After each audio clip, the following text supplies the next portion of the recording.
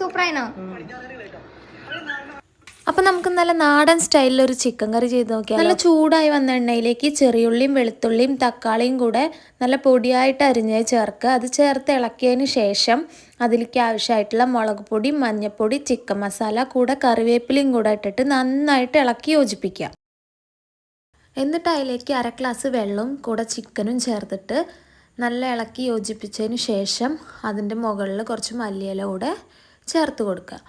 എന്നിട്ട് നന്നായിട്ട് അടച്ചു വെച്ചിട്ട് വേവിക്കുക. അങ്ങനെ അതൊന്ന് തിളച്ച് വരുമ്പോൾ നമ്മൾ അതിലേക്ക് തേങ്ങാപ്പാൽ കൂടെ ചേർത്തിട്ട് വീണ്ടും നന്നായിട്ട് അടച്ചു വെച്ചിട്ട് അത് വേവിച്ചെടുക്കുക. അങ്ങനെ ഈ ഒരു പരിവാകുമ്പോൾ നമുക്ക് ഫ്ലെയിം ഓഫ് ചെയ്യാം.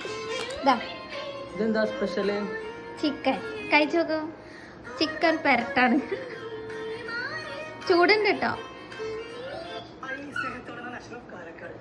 സൂപ്പറായിനോ?